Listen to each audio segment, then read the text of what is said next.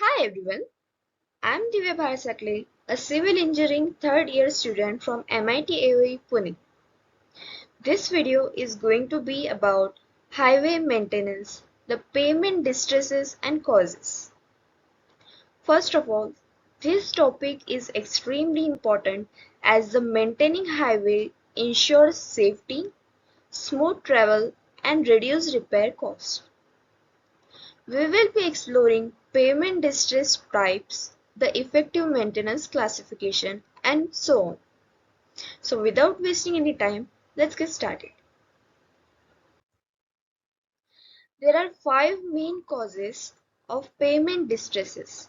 The first and the most obvious one being traffic loading.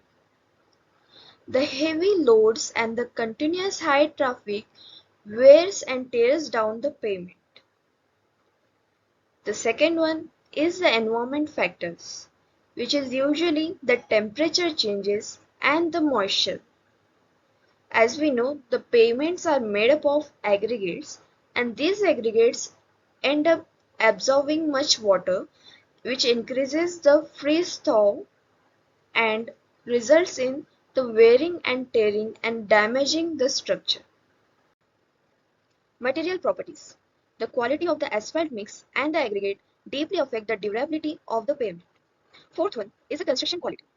Proper compaction and layer thickness are critically important in the pavement as they decide the long life of our pavement and highways. The fifth and the last one is the inadequate drain.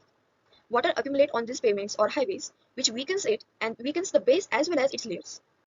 Now, moving forward, the classification of highway maintenance are categorized into four.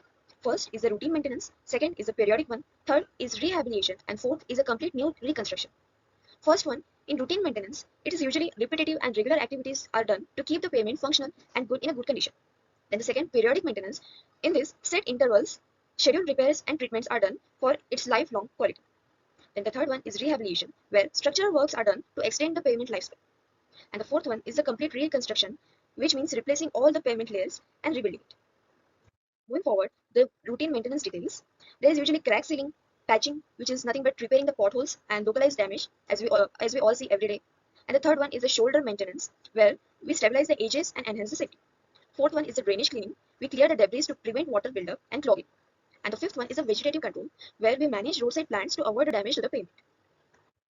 The periodic maintenance details are surface treatment, which consists of seal coats, chip seals, microsurfacing to protect the pavement. The second one is the overlays, which includes adding new asphalt layers for strength. Third one is the joint resealing, which maintains the concrete pavement and ensures its long lifespan.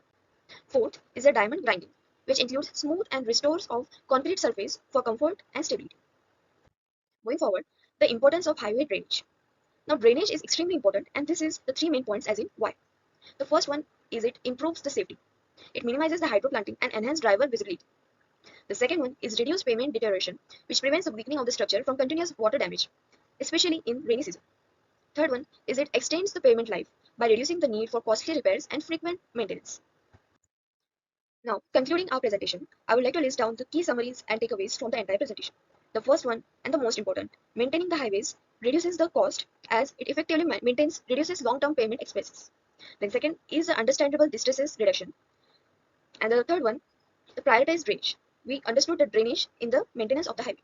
Thank you.